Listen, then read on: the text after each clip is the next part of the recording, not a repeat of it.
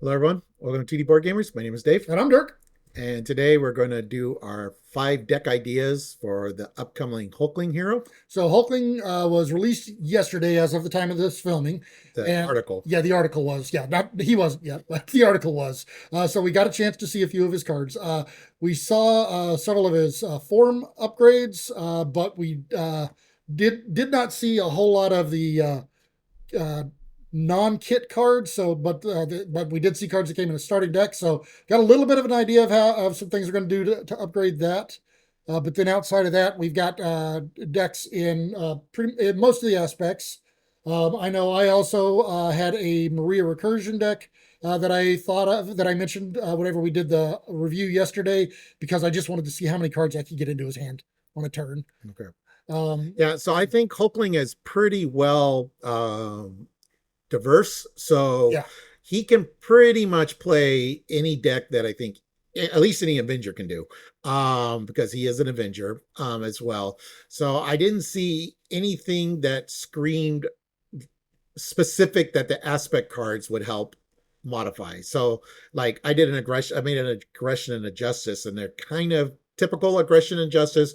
There are a few unique cards because of some of his unique abilities that he could do that you'll see when we get to it.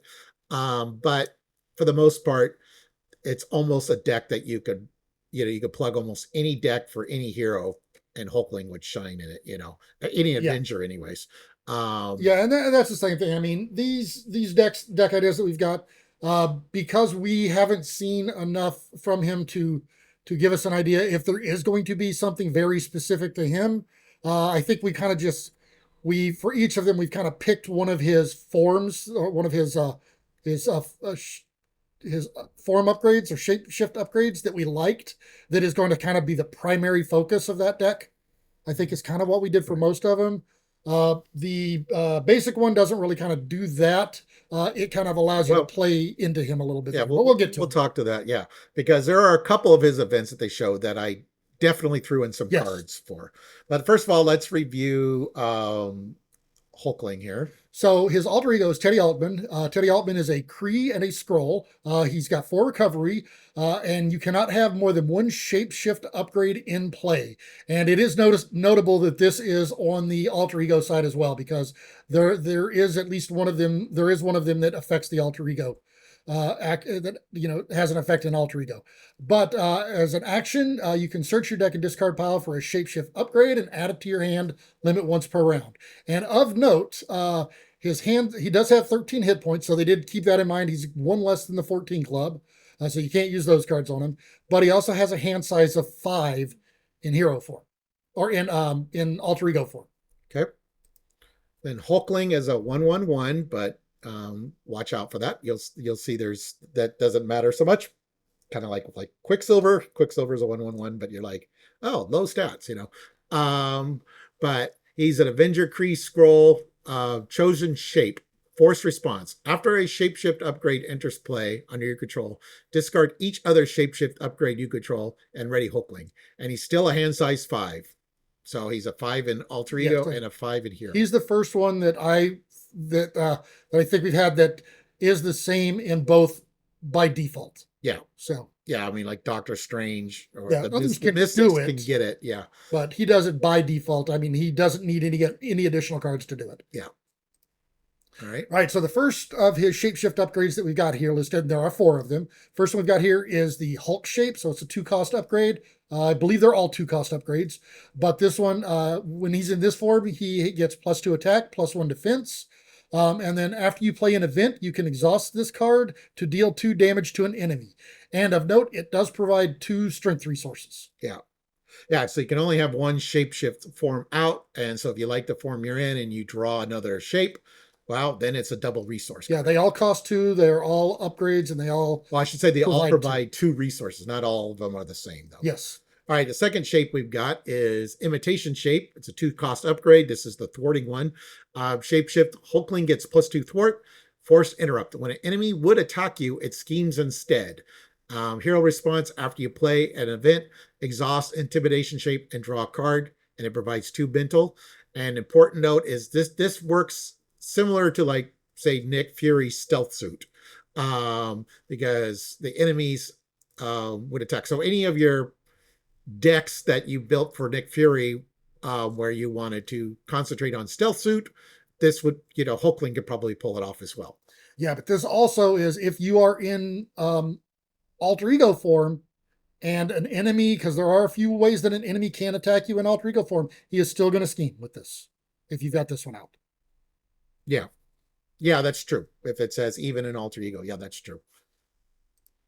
Next, we've got Armored Shape. So this is a 2-cost upgrade. So Hulkling gets +1 attack, +2 defense, and gains 1 retaliate. And then after you play an event, you can exhaust the Armored Shape to heal 2 damage from Hulkling. So you do have to have at least 1 damage on you to be able to take advantage of this. But yeah, it's a way to heal whenever you play events. And this one provides an energy and a strength. Yeah. So so technically you don't have to be damaged to exhaust, but you get no benefit. Right. You don't get the heal. So. Yeah, there's nothing to heal. So there would be no reason to do that. Yeah, and this isn't magic, so I can't think of anything that gets you a benefit for having exhausted cards. Okay, the final form we have is Wing Shape, 2-cost upgrade. This is the versatile one. Hulkling gets +1 thwart, +1 attack, and +1 defense, and gains the aerial trait. So any of the aerial decks would be good. You want some aerial deck ideas, check out our Angel video. Hero response: after you play an event, exhaust Wing Shape, remove 2 threat from a scheme. And this one provides us a strength and not strength, but energy and a mental. Yeah, energy and a mental. All right. Then we've got the first event here. We've got is Shapeshifter Strike. This is a 2-cost event. It's an attack superpower. So as a hero action, you can deal 5 damage to an enemy and ready your Shapeshift upgrade. So then this is the event. You can play the event, exhaust your you play the event, exhaust the upgrade to get the benefit of it, and then you ready your upgrade afterwards. Right, for the next event. Yep. All right, then we have Impersonation. It's a superpower thwart. Hero action thwart, remove 4 threat from a scheme. If this removes the last threat from the scheme, you may change to alter ego form, which when you're in alter ego form, then it would allow you to grab another shape, which then you could turn around and change to it. Or worst case is you have a double resource card in your hand now to pay for other cards. Yep. And it doesn't count towards your 1-turn flip, obviously. Flipping back would. All right, then we've got the signature ally here is Wiccan. Wiccan is a 2-cost ally. He's an Avenger Mystic with 2 hit points. He thwarts for 2, attacks for 1. But as a response, after you play him from your hand, so you can't use any other means to get him into play. You do have to play from your hand. You get to search your deck and discard pile for an identity-specific event and add it to your hand. And what I love about Wiccan and Hulkling's ability is both of them allow you to check your hand and your deck and your discard pile. So you can pull them from anywhere. So it's a little bit more versatile there. All right, then we got Shapeshifter. It's a 0-cost event. It's a superpower. Search your deck and discard pile for a shapeshift upgrade and add it to your hand. Yeah, so this is a way to actually find one of those shapeshift upgrades without having to go down. Yeah, and it provides a wild, of course. All right, so he comes in protection. Yeah, so the first protection card we've got here is Patriot. So he's a 3-cost ally. He's an Avenger with 3 hit points. He thwarts for 1, attacks for 2. And after you engage a minion, you can give him a tough status card. So then you can turn around and use him as a blocker. Yeah, okay, so now we're moving to deck 1. Yes. And I don't see us pulling any of these cards. They're all seem to be pretty good. So for the most part, I tried to whenever I built or came up with the cards for deck 1 upgrade, since we do have a limited idea of what we've got. I've probably got a lot of them aren't going to necessarily be used, but they're different concepts that you can kind of tweak based on what we'll see here. And that was without pulling any of these cards. I'm going to be using the ones that they show. Right. And this could dramatically change when we see the rest of the protection cards in his kit. Right. All right. So we got Hidden Base, 2-cost support. It's a location, uses 3 stronghold counters. Alter ego response: after you change form, exhaust Hidden Base and remove 1 stronghold counter from it to give your identity a tough status. So yeah, this one I actually see a lot of the cards that have the permanent forms that they can switch between. This will definitely go in then, but I mean, I still see this being useful in the Hulkling deck. Right. I'm also seeing this be great for Colossus Oh yeah, because Colossus would love this one. you throw in the armored up, and then he comes into hero form with two toughs instead of one. Yep. All right, next we've got Taunt. So this is a reskin, new artwork on a previous card, but it's a one-cost event. It's a hero action. The villain attacks you, and other heroes cannot defend against this attack, but then you'll draw 3 cards afterwards. Now I do like Jubilee teasing Sabretooth on the original art, but I kind of like I think I like this one better, where it's like, is that all you got, guys? He's doing, flipping around, trying to draw everyone's attention. So, I would definitely call that taunting. yeah. And then singing, I can do this all day.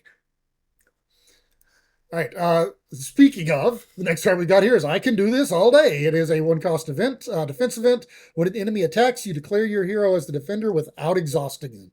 And I love to be able to actually, defend without exhausting. So this is great. Okay. And then the final card we saw in the preview article is Excelsior. One cost upgrade, Kree scroll weapon, restricted.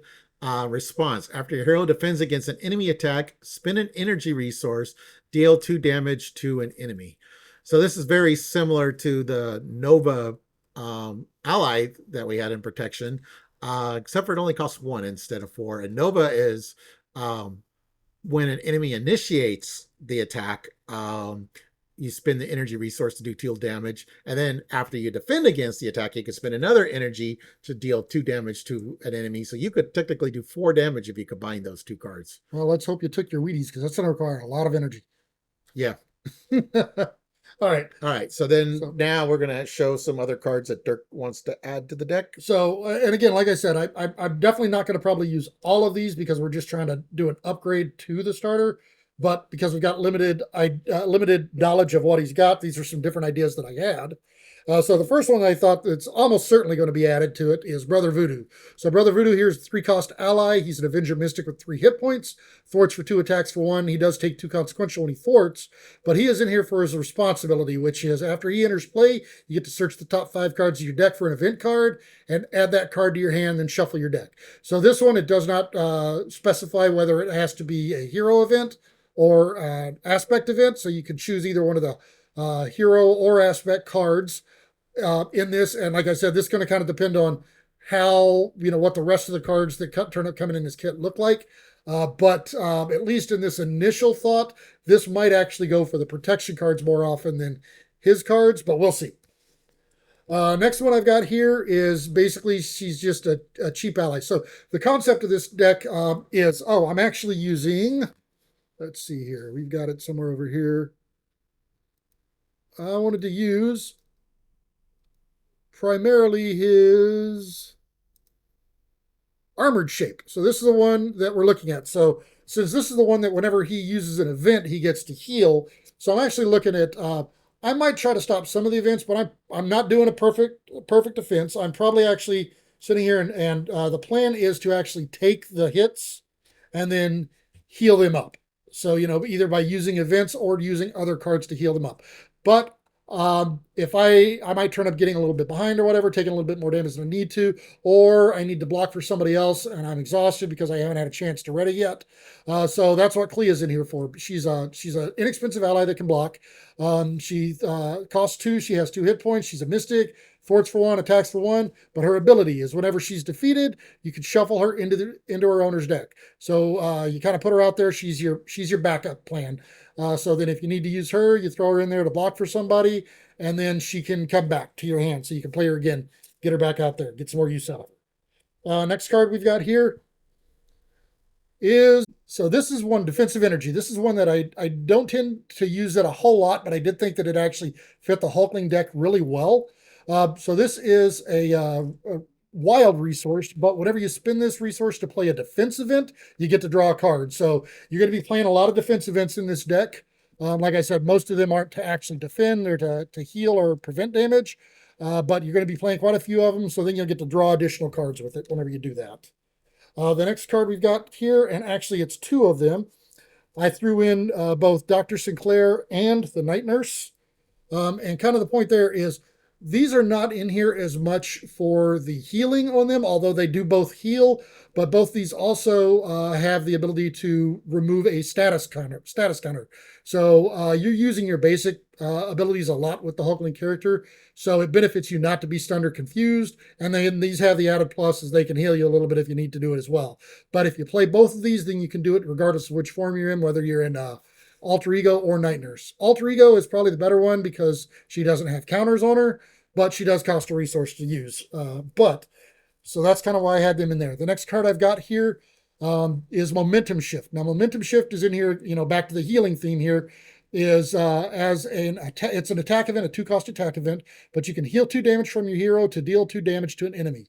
It does require you to be able to heal to do the 2 damage, so you cannot use this if you're full, but it's easy enough. Defend one time, you're probably taking damage. All right, the next card we've got here is What Doesn't Kill Me. So What Doesn't Kill Me is a 2-cost defense event. This one does require strength to play, but because of the double resource in your deck, if you're staying in armored shape, you've got a lot of additional strength in your deck already. But this one, you heal 2 damage from your hero and ready your hero. So similar to the Momentum Shift, you do actually have to have at least 1 point of damage on it to be able to make use of this, but you get a ready out of it as a result. The next thing I've got here is Ever Vigilant. So Ever Vigilant, this one you would actually have to be in the wing shape to use this one because it does require aerial to do that. But you after you ready your hero and remove 2 threat from the main scheme. So if you played the wing shape or whatever, or you've got the card and you can switch to it, this is a great one to play there. It allows you to ready and thwart as well. Next card I've got here is Preemptive Strike. So this is a 1-cost threat or defense event. So this one is whenever a boost card is turned face up, while the villain attacks you, you can cancel all the boost icons of that card and then deal 1 damage to the villain for each one. So you're not only preventing the damage, but you're turning around and dealing that damage back to him. So it's less you have to worry about healing. Along the same vein, Deflection here. This is a 2-cost event. When an identity would take any amount of damage from an attack, you can prevent up to 5 of that damage. Discard cards from the top of the deck equal to the amount of damage prevented this way. And this one, the cool thing about this one is this does not you can actually play this when any player or when any identity is taking damage. You can't do it for an ally, but like if you're in a multiplayer game, one of the other players can take the damage. You can play this and prevent that damage without having to actually block for them. So this is a card that I've been playing a lot of lately, and it's becoming one of my favorite protection cards just because it doesn't require you to block. But then we've got next here Sidestep. So this is a 1-cost defense event. Along the same lines of preventing the damage in the first place. When you would take any amount of damage, you prevent 3 of that damage. And then if you used an energy resource, you'll deal 1 damage to the enemy. So the energy resource is a bonus, but it's not a requirement. That one's there just to prevent the damage mainly. Next, we've got Subdue. So when an enemy would initiate an attack, that enemy gets -3 for that attack. Again, this one does not require the attack to be against you. You can play this whenever somebody else is getting attacked.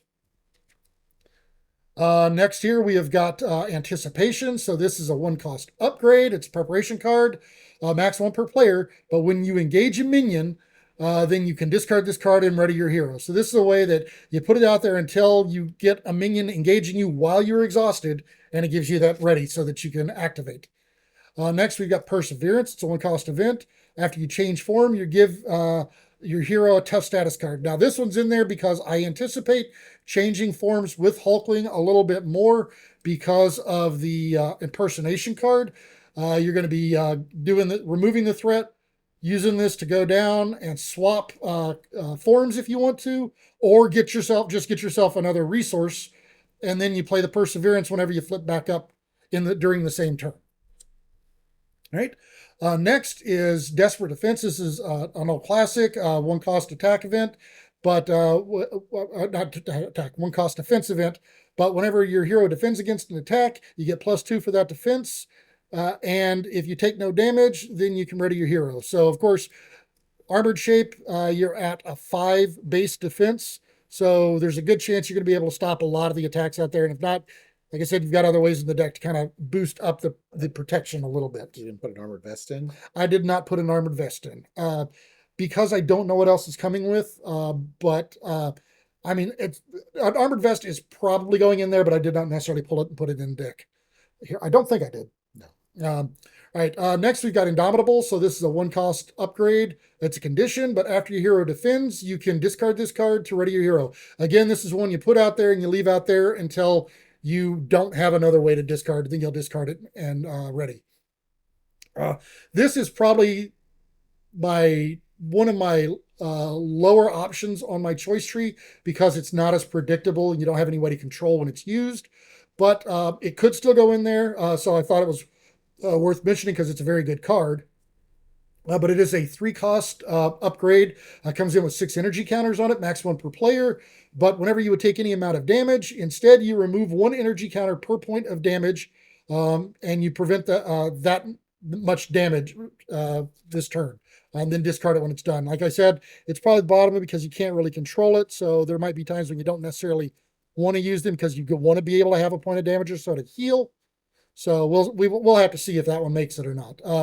But then, of course, you're going to want to pay for all these events. You're going to want to help paying for them. So you've got Nerves of Steel. So this 2 cost upgrade, max 1 per player, play under any player's control. But you can exhaust it to generate an energy resource for a defense event. We've also got, since we've got a few superpowers in his deck, we do have a Death Focus here. So it's a 1 cost upgrade, a max 1 per player, but you can exhaust it and reduce the resource cost of the next superpower you play by 1. Next, since you are an Avenger, you do qualify to play the Quinn Carrier. So this is a 3 cost support that you can exhaust it to generate a wild resource. The next one we've got here, the last one we've got actually is Front Organization.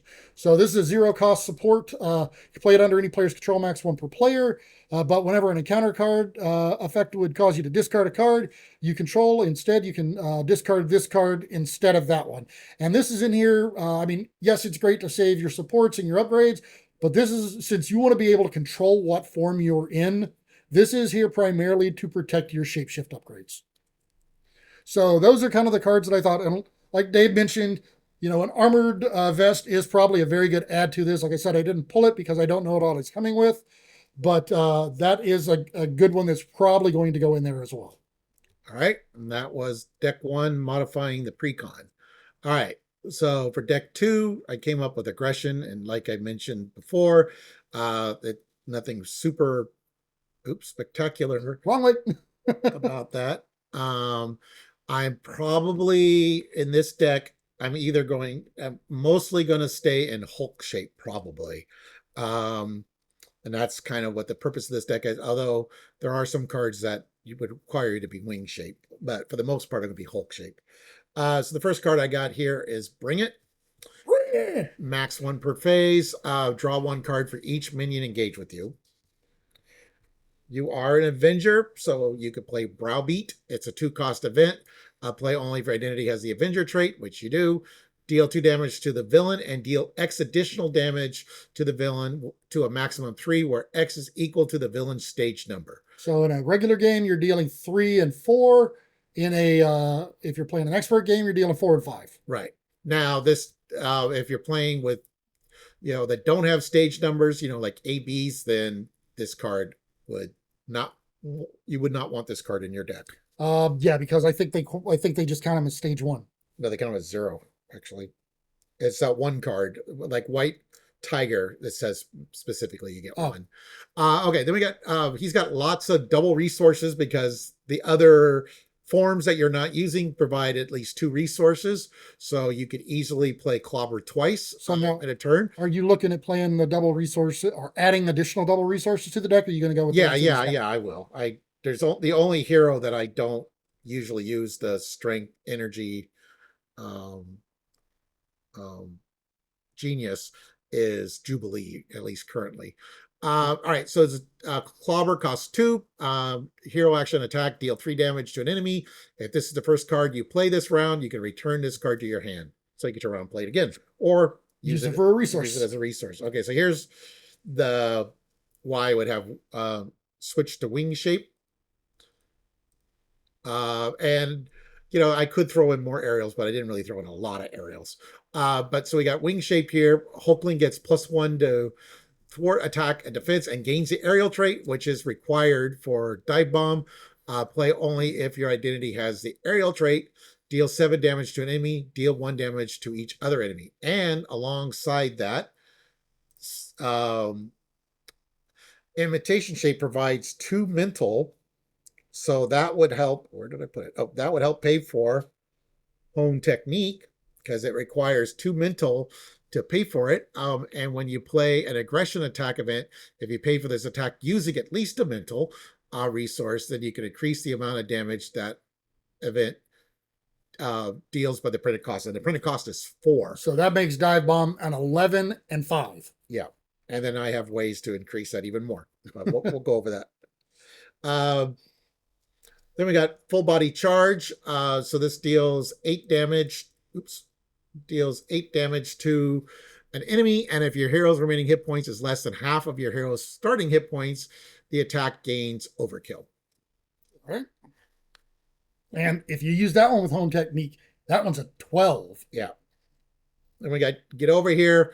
So yeah, Hone Technique doesn't help here. That doesn't help with this, but you deal 1 damage to a minion, and if you have the aerial trait, so again, if you are wing shape, then you can engage that enemy. Now, that the only advantage Hulkling doing that is to help, is for bring it. Yeah, that's one option, or to help your ally who's like overwhelmed with minions. But it is an option, so you can do it. And is an option. Also, you want to kill minions for this card here. Hall of Heroes. Well, why would you want Hall of Heroes in this deck? Yeah, I don't know. 2 cost support. After you defeat a minion, place 1 glory counter here, exhaust Hall of Heroes, and remove 3 glory counters from it. Draw 3 cards. That's an alter ego action.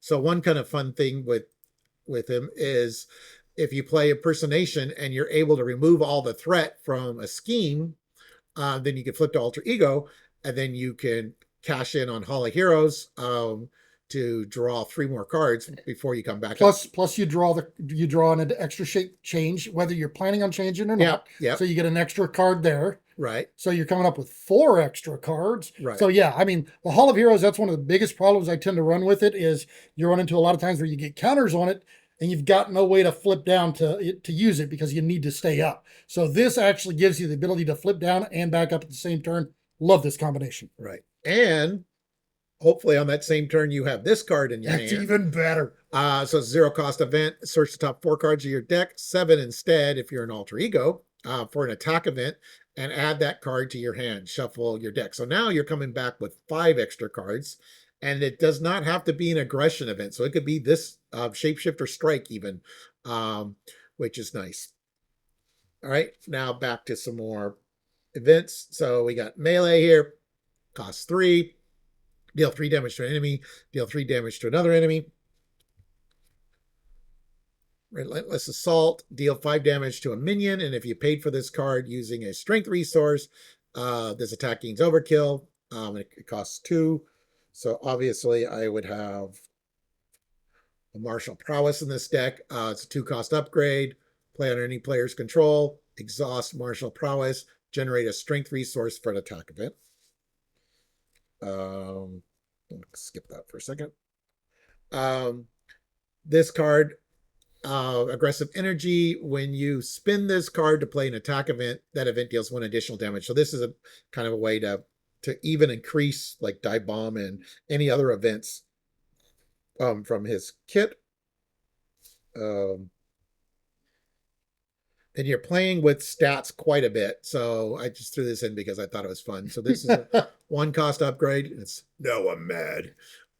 Play under any player's control, max 1 per player. When your hero's remaining hit points is less than half your hero's starting hit points, your hero gets +1 attack, -1 thwart. That's going to be useful. You're just seeing how far you can swing those stats, aren't you? Yeah, because that kicks in for the next concept, which is boosting the attack. So this would be really good for Hulk shape. So right now you have a 3 attack. If I put in combat training here, now my hero gets another +1 attack. It costs 2. So that gives me to 4. And coming out in the same box is this card for the Tiger starting. So that's aggressive conditioning. So you get +3 hit points, and your hero gets +1 attack. And and then you throw in this card into the deck. When you make a basic attack, you get +6 for this attack, and the attack gains piercing. So now we're at 11, right? 10. 10. Wait, hold on. Wait. So what is it? So you get your basic 11. One. Yeah, so 11. You're 11, and then with that, you're up to 12. Right. With a basic attack. Right. That's kind of nice. Right. Or the other option, if you don't have Savage Strike, of course, is you've got Skilled Strike here to increase it by 2. So let's switch back to Hulk. Okay. And then back to some attacks here. So we got Fluid Motion. After you play an attack event, exhaust this card, your hero gets +1 attack until the end of the phase. So you play an attack event and bump up your base even more. So now we'd be up to 13 with that basic attack. Right. With that one card. Yeah, so you can play like the Skilled Strike first, say, and then if you defeated a minion, you got this card, Battle Fury, 1 cost upgrade. After your hero attacks and defeats a minion, deal 1 damage to your hero and discard Battle Fury and ready your hero. Or you got that 13, 14 damage, whatever it's up to now. I've lost track. Yeah. And then we got this card here, Aggressive Stance. After you engage a minion, you could discard this card to search your deck for an attack event and add it to your hand. So again, if it's a strong minion, you grab this card, Savage Strike. Then we got Test the Defense. It's a 1 cost upgrade. After you play an attack event, place 1 test counter here, and then if there are 5 or more test counters here, you remove them or discard the card to deal 5 damage to an enemy. This is another way to beef up like Dive Bomb and some of those cards. Warrior Skill, 2 cost upgrade. 3 uses warrior counters. When your hero attacks, remove a warrior counter from here, and the attack deals 1 additional. So what's our basic up to now? Like 20? It's not that high, but not that high. It's still up there. Yeah, like 15 or something probably. Then yeah, we saw these in deck 1, but just want to emphasize again, these are going to be in every one of the decks. Yeah, these front organization, it protects a card from caught off guard and any other discard stuff. Your shape, especially since Hulk shape is going to be the one you want to control. If you lose Hulk shape, that's 2 damage that you've lost until you're able to get it back. Yeah, and these are I generally only run 1 copy of this. I might actually, they're important enough, I might consider running a second one. Yeah. It's going to kind of depend on where my deck size is, but I might run a second one. Of course, he's an Avenger, so you got Quinn Carrier here. You can exhaust it to generate a wild, so this is great for like any of those cards. The mental for when you're combining with home technique, or the strength, if you don't have your martial prowess out yet, so you got flexibility there. Yep. And then we saw a couple superpowers in his precon, and he's probably got at least 2 copies, I would assume, of them. The one's a 0 cost, but the other one's got a cost. So yeah, but I thought he had 2 superpowers. Yeah, we've seen 2 superpowers. Well, we got this one that costs 2, this one that costs 2, and then this one, and then there's one that costs 0. Yeah. So we've got at least probably 4 cards minimum. I'm assuming that, and there might be another attack card in his kit that they didn't show. Yeah. So, so that was deck 2 aggression. Okay. So the next one we've got here is. This is the one that probably pulls out of the normal style deck for the aspect a little bit more than the others. Again, it doesn't lean as heavily into the Hulk cards, but we are probably going to spend most of the game in the imitation shape here because we're trying to get as many cards into our hand as we can, and if we're playing a multiplayer game, into everybody's hands. So we're trying to just get a lot of card draw here. And you want to fool Maria into that thinking that you're a shield officer. So pay attention to you. Yeah, so that's why, because she's on the card. So, we got to play her card. She's in the deck. Otherwise, she wouldn't listen to you. Yeah, that's right. Whatever, if you're not one of her men. All right. So the first thing that we're going to do here, though, is because of all the stat boosts, it's similar to what Days was, but this one actually it has a definitive purpose to actually boost the stats a specific direction because it gives a +1 to everything. It's the morale boost here. So this is one it's a 1-cost event. You choose a hero, and until the end of the round, the hero gets +1 fort, +1 attack, and +1 defense. And hopefully the intent is we're going to be able to ready it multiple times and be able to play enough basics, use enough basic attacks and or forts that we could take advantage of this. The next thing we've got here, we're going to go into a couple of allies before we get into the meat of the deck. The first one we've got here is Black Panther. It's 4-cost ally. He forts for 2, attacks for 2, 4 hit points. He is a Wakanda Avenger, and he does take 2 consequential for each of his activations. But the important thing with him is that after he enters play, you get to choose a leadership event in your discard pile and attach it to him face down. And while he's in play, you can play that event as though it were in your hand. So that basically gives you an extra card in your hand that you have access to that you can play later. And it's probably going to be one of the recursion targeted cards. We also are going to put Clue in this deck. Clue is a 2-cost ally. He thwarts for 1, attacks for 1, has 2 hit points. He is a Mystic Avenger. And as a response, after he enters play, you get to search top 5 cards of your deck for an event and add that event to your hand. Then shuffle your deck afterwards. But again, you can use it to get his events, but you're probably going to be focusing more toward getting the recursion events out because you're hoping to draw into his events instead. And then, of course, since we do want a lot of card draw, we've got a couple of cards here that I'll be adding to the deck. These are the 2 Nicks, Nick Sr. and Nick Jr. Both of them are 4-cost shield cards, shield allies that thwart for 2, attack for 2, and they have 2 or 3 hit points, I think. No, they both have 3 hit points. But the important thing about them, they have a few different actions you can perform when they come into play, but you are almost without fail going to be playing the draw action. So with Nick Sr., you draw 2 cards. With Nick Jr., you draw 3 cards whenever they come into play. And if they're around at the end of the turn, at the end of the round, you'll discard them. So you can turn around and use them for blockers for yourself or somebody else. But the main card and the card that we are focusing most of our stuff around is the Maria ally. So this is my favorite ally in the game. She is a 2-cost ally. She thwarts for 2, attacks for 1, has 2 hit points, and she is shield. But the reason that I love her so much is that whenever she enters play, each player draws a card. So she's really good, works well in a solo game, but the more players you have in the game, the better she is. So if you're playing a full 4-player game, you've gotten a lot, you're getting a lot of use out of her. And the more times you can play her around, because that's the goal, is you're trying to play her as many times as possible.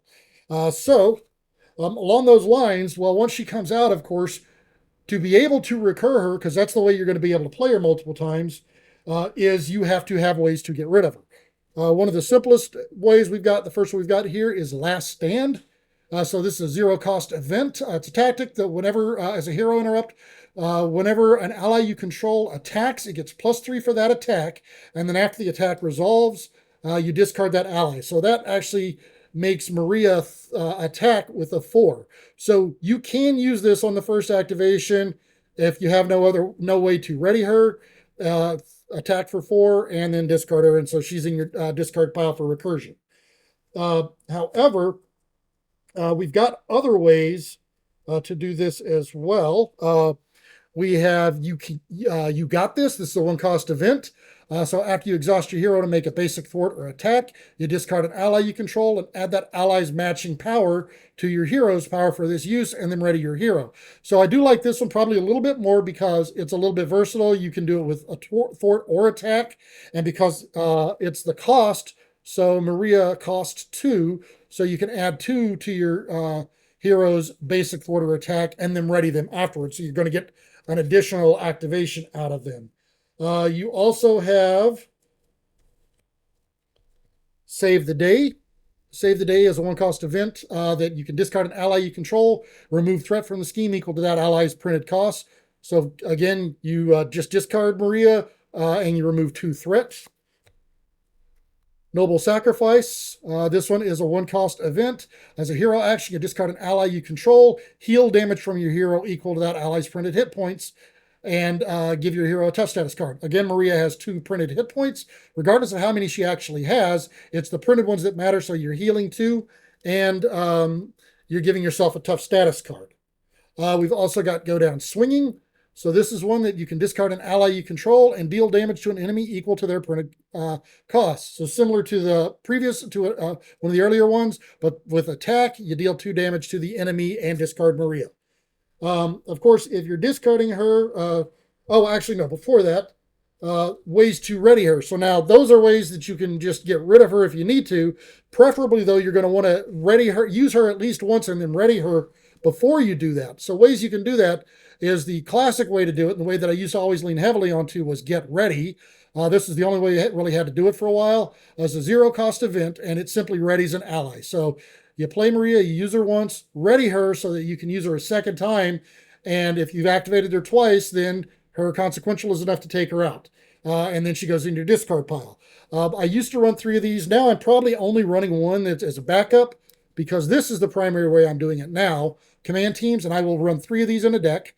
And it's 2-cost support that comes in with 3 command counters, but you can exhaust the command team and remove one of the counters from it to ready an ally. So if you've got 3 of these out in play, you can exhaust Maria multiple times during a turn. So if you get her out multiple times, you've got ways to exhaust her, to unexhaust her and use her additional times. So again, there's ways to do that. Now, you know, another one of the key cards in the deck here is Rapid Response. So this is going to be probably your primary recursion method whenever you can pull it off. It's a 2-cost upgrade. It's preparation tactic. There is max 1 per player, so you can only have 1 out at a time. But once you use this, you can immediately play another one, so you can have more than one of these in a turn. But what this does is, after an ally you control is defeated, you discard the Rapid Response, and you put that ally into play from your discard pile and deal 1 damage to it. So basically, you play Maria, you ready her once, use her, or you use her, ready her, use her again, she goes away. Rapid Response brings her back. She comes back, everybody draws a card. She's got 1 hit point. You use her, you play another Rapid Response, use her again, you do that. You can get 4 cards out of playing Maria easily. Of course, there are times whenever you've got Maria and or Maria's either been played and you don't have a way to recur her back through those. You don't have a way to bring her back with Rapid Response or anything. So you need ways to get her either in the first place or to get her back from the discard pile after you've run out of the recursion for her. And so one of the primary ways I've got here is Call for Backup. This is a 1-cost side scheme. It comes in with 3 per player, 3 threat per player, but whenever it's defeated, each player gets to search their deck and discard pile for an ally and put it into play. So this one, you're going to use it for Maria. You can play it out there and leave it out there until you need it, and get the countdown, and then use it and bring her back so that you can start the recursion process over again. Another way to do it is make the call, and so you'll probably have 3 copies of this in your deck, but you pay the printed cost of an ally in any player's discard pile, and you can put that ally into play under your control. Again, Maria is going to be your primary target for this. However, you can use it if you've got another ally that situationally is going to work better for you. I'm probably not going to in one of my decks. And then I tend to only run 1 copy of Regroup, but Regroup is a good one because when an ally is defeated, it's a 1-cost support.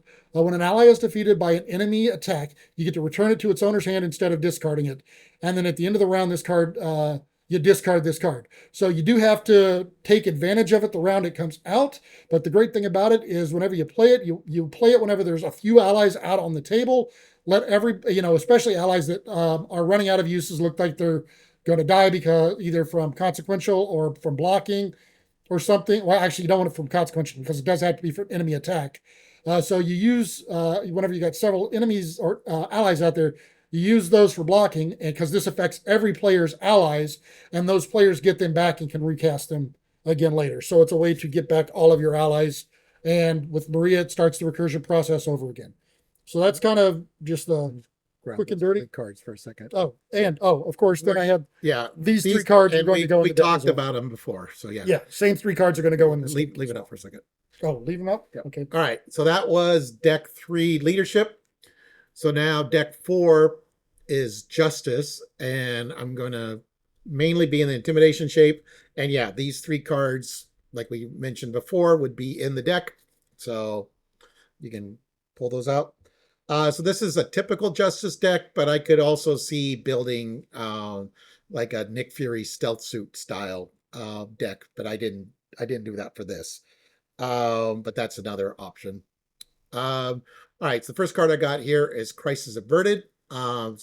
Costs 3, removes 6 threat from the main scheme, and if you paid for this card using a mental resource, the thwart gains can ignore Crisis. And for all these events, I thought about throwing this card in, Passion for Justice. When you spend this card to pay for a thwart event, that event removes 1 additional threat. So you have that plus the Crisis Averted, that makes that a 7 right there. Yeah. And that plus Sense of Justice will pay for most of the events. And that's to provide the mental. So it's a 2-cost upgrade. Play under any player's control. Exhaust Sense of Justice to generate a mental resource for thwart. Then again, this one does provide wild, so even if you don't have the sense out, that can still provide you your wild or your mental. But that's 2 resources. Yep. For this card. Even the odds. So it does require an energy. So you've got the Passion for Justice for that. 2-cost event. For it, remove 1 threat per player for each side scheme. Deal 1 damage to the villain for each side scheme defeated. So this would give you number of players plus 1 if you had Passion for Justice. And then for Justice, this is a classic from the base game. So 2-cost event, remove 3 threat from a scheme, 4 threat instead if you paid for this card using a mental resource. Now, some of you might be thinking like lay down the law because of this card.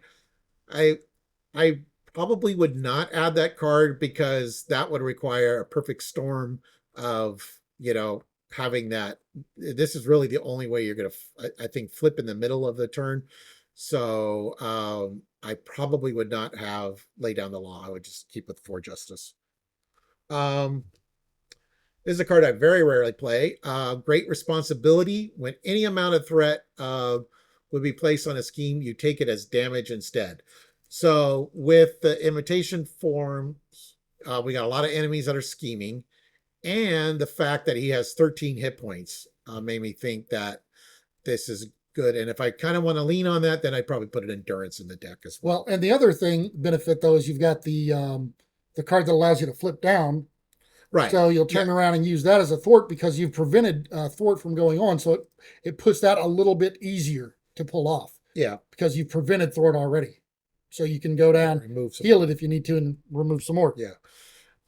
Yeah. Okay. And so, like I said, I'm going to be in imitation shape probably the most, but these other 3 forms do provide double resources or 2 resources. So that means you're going to have, he's kind of like Black Panther T'Challa in a way where he's got a lot of resources. I still throw in the double resources, the strength, energy, and genius, but allow you to play impede here. 2-cost event, removes 3 threat from the main scheme. And if this is the first card you play this round, return this card to your hand. So the same reasons for the aggression one. This is a new card that I really like. Infiltration. It's a 1-cost event. Yep. Choose a number from 1 to 5. Discard that many cards to the top of the encounter deck. Remove 1 threat from a scheme for each card discarded. And then put 1 minion discarded this way into play. Engage with you. And then his kit cards, even though you're playing Justice, he's got ways to deal damage. So, you shouldn't have to worry about the minion that's coming out if you get one. Making an entrance. When your hero makes a basic thwart, you get +2 to that thwart. And then after that thwart ends, if your hero removed all the threat from the scheme, you can heal 2 damage. So again, with great responsibility, you're going to take some damage. When you're in this shape, you're getting +2. So that gives them a base thwart of 3 plus the heroic intuition that we talked about. That makes it 4. So this would remove 6 threat. If you use passion for justice to pay for it, that's 7 threat. Yep, So 7 threat, and then potentially healing too. Yeah. Oh, did we not? I thought I mentioned it. Okay, here's heroic intuition. I guess I didn't play that yet. I think you mentioned it, you just hadn't shown it yet. Yeah, okay. So this is given another +1 thwart. So this gets them to 4. Cost 2 and play under any player control, give them +1 thwart. Multitasking, this is pretty much a staple in my justice decks. Remove 2 threat from a scheme, and if you paid for it using a mental, like Sense of Justice, for example, you can remove 2 threat from a different scheme. Yeah, 4 for 1 is a pretty good deal. This is a card that I played that Dirk's not allowed to play anymore. Yeah, he hides this from me. One way or another, costs 0. Search the encounter deck for a side scheme, reveal that side scheme, draw 3 cards. See, he plays the card. I abuse the card. Yes. We got running interference here. It's a 2-cost event. You can only play it if you're an Avenger, which you are. Remove 2 threat from the main scheme. Remove X additional threat on the main scheme to a maximum of +3, where X is equal to the villain's stage number. This came out quite a while ago, so it's kind of funny that they said to a maximum of 3. Like they knew, like say Apocalypse, for example, who can get to stage 4. They knew that they were going to have more than 3 at some point. So yeah, this is the same reason that when we talked about in aggression. I wonder if he was actually in development at the time whenever this came out. Well, maybe it depends. Yeah, it might be. I don't know what their development. It probably takes 2 or 3 years to probably from scratch to finished product. Okay, so we got yawn roll. So you have to be aerial. So this one you would have to be winged form. But after your hero thwarts, remove 3 threat from a scheme. We got operative skill, costs 2, max 1 per player. When you thwart, remove 1 operation skill. That thwart removes 1 additional threat. So this you could combine with events. So like Crisis Averted, for example. Now you could be removing 8 threat, conceivably, if you use the passion for justice. Yeah, you do the 8 threat and then play this card, have this card in play too. There you go. Yeah, and then when any amount of threat is removed from attached scheme by thwart, discard this card and remove an equal amount of threat from a different scheme. So yeah, so you do 8 on the main, you do this to do 8 on one of the sides, and now it's got like 3 threat left, or 3 or 4 threat left, then you play this, and then you can go to alter ego. Yeah, this one right here, this Overwatch is a staple in my Justice decks. Yeah, and then the final card, which is another staple, is Under Surveillance, 2-cost upgrade. Attached to the main scheme, you increase the threat value by 4. Just in case things start to get a little out of hand. So that's like for solo, that's amazing. But even in a higher player counts, like even 4 players, that gives you another turn at least usually. So the more players, the less benefit you're getting from that card. But we play 2 players, and having 2 extra turns on a main scheme has saved we have gotten into the van before. Oh, a lot of times. A lot. It's there's a reason it's a staple. All right, and that was deck 4 Justice. Okay, and so the last one that I've got here is one. It's now I know I hear it already, but so I call it the basic aspect. Now I know basic is not an aspect. I don't care. I'm calling it a basic aspect. It's an aspect for me. But this one, the whole point of these decks, these basic decks that we build, we're trying to get to the heroes cards as fast as we can. And so to do that, we're laying out a pretty sizable board state. We're trying to get a lot of upgrades and supports out into play that stay out, or thinning our decks in other ways to be able to get to the cards as quickly as possible. First thing we're going to do here, of course, is because we have the ability to ready and use Hulkling multiple times in a turn, I've got a couple of different cards here that I thought would be good fits out here. So we've got Adrenaline Rush and Civic Duty. So these are both 1-cost upgrades. As a hero action, you can discard them. And if it's Adrenaline Rush, you'll get +1 attack on a hero until the end of the phase, and Civic Duty gives you +1 a thwart. So what's nice about these is you can actually play, if you've got 3 of them in the deck, you can have all 3 of them out in play at one time, and you can choose a turn that you know you're going to be able to ready multiple times. Pop it at the beginning of the turn, pop all three of them, and you're going to get +3 to that stat for the remainder of the turn. But until you're ready to use them, you leave them out and they've thinned your deck out in the meantime. Um, Also, I've got for Hulkling specifically, because he is going to want to use his basics a lot, and to be able to, especially to take advantage of things like the Adrenaline Rush, I'm going to put probably at least 1 to 2 copies of Ready to Rumble here. I'm probably running 2 copies of this. But it's play under any player's control, max 1 per player. But after you change form, you discard your card and ready your hero.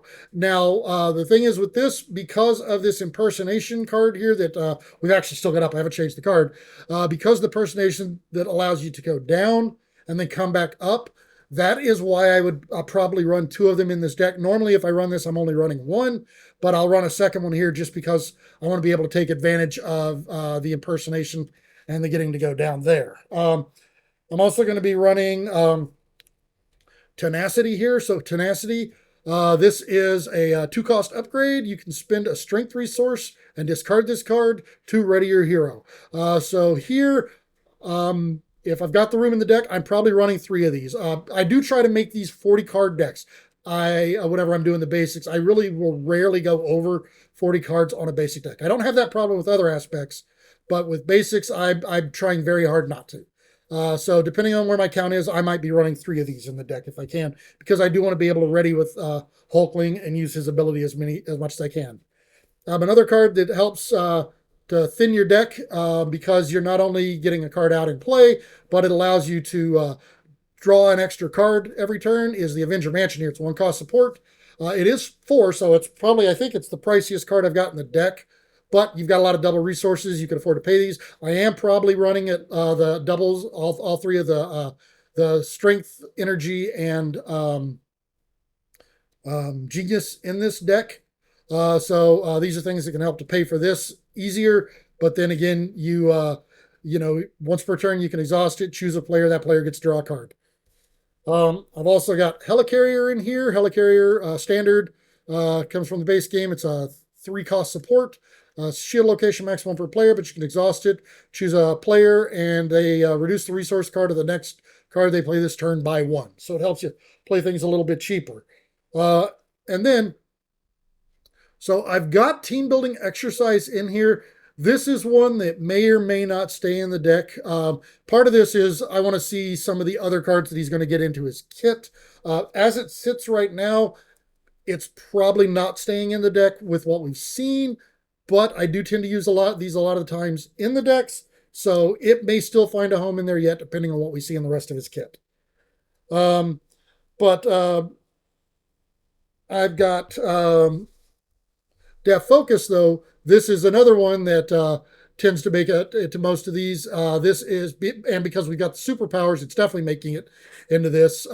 But I'm probably only running 1 copy of it. But it's a 1-cost upgrade, again, that allows you to reduce the cost of the next superpower you play. The front organization, again, we're probably still using that one because I want to be able to protect my my different forms. But in this deck, I'm probably leaning a little bit more into the changing forms a little more often. Because it helps me get a little bit extra card draw and stuff. And there's more versatility in it, and this deck doesn't focus toward any of those in specific. So this is also kind of, if I find one that I want to stay in, I'll use it to protect that. Otherwise, it's kind of to protect some of the other resources that he's got out there. And then, of course, being an Avenger, you can always play the Quinn Carrier, which helps you play that specific resource you need for some of these cards, but you exhaust it, generate a wild resource. And then the last cards that I've got here, I got a few others. All right, so I'm probably going to run, there are player side schemes. So now what I love about these and why I love running these in the decks is you play them, you get a use out of them, and then they're out of the deck. So they help thin the deck so you can get back to the Hulkling cards a little bit faster. But this one, Specialized Training, it comes in, it costs 1, it comes in with 5 threat per player, but once you defeat it, each player gets to get one of the specialization cards that are tied to it. What are they called? Linked to it. But you get to pick, each player gets to pick one of those and put them into play. So You've got these different specializations that you get to pick and put into play. And depending on what the other characters need and what they're playing, you're going to pick one of them. Technically, I think you get to go first, but you're probably going to let the other players have a little bit more say because they're going to have specific ones they need, and you can kind of work with any of them in there. But I've got a copy of Superpower Training here. This is a one cost upgrade, comes in with 3 per player threat, but each player, when it's resolved, can search their deck and discard pile for an identity specific upgrade and put it into play. So this is a way that an additional way that you can use to get a different Hulkling upgrade into play to use either as a resource or to switch forms if you decide you want to do that. And the last of the player side schemes that I've got here is build support. So build support, this is would cost 3 per player for it, but whenever you defeat this, you can search your deck and discard pile for a support card with cost 3 or less and put it into play. So now I'm probably going to use it to play, either the Quinn Carrier or the Helicarrier or something along those lines. However, you could always even play the iPack and cheat that one out to play because it has a play requirement that you can't fit, but this is the way to do it because that'll bypass the requirements of that card. You don't want more card draw. No, I don't need more card draw. And then the last card that I'm going to be playing in these decks is Assess the Situation. So this is one I've turned up. I really love these cards in these kind of decks where you're trying to get through the deck as fast as you can and draw a bunch of extra cards in a turn. Get really explosive turns out of these. But you can either use it for a resource while you've got it in your hand, or if you don't need the resource from it at the end of your hand, you can always you play this and you get +1 additional hand size until the end of the phase. So the end of the phase goes all the way through the draw at the end. So for each one of these you have in play, you will get an additional card. So and many times we've had it to where because you've thinned a lot of cards out of your deck, you're getting 3 additional cards at the every draw because you can get through your deck so quick and play these out every turn. So that's kind of the whole concept with the basic is you thin your deck out as much as you can to be able to get to the Hulkling cards as quickly as possible. So, and again, with this one, since it doesn't play into any of his forms specifically, it plays really good into switching the forms often or sticking with one if you decide you want to go that route. All right. So yeah, so that is a look at 5 deck ideas that we have based on what we know for the upcoming hero Hulkling. Hulkling comes out in mid-September, part of the Civil War box along with Tigra. So definitely looking forward to trying these decks out or modifying them based on we know whatever the rest of the I already called dibs on Hulkling. Yeah, whatever. All right. Well, anyways, thank you for watching, everyone. Please like and subscribe. And if you want to see more content by us, go ahead and hit that notification bell down there, and you will get alerts when we post new videos. All right, see ya.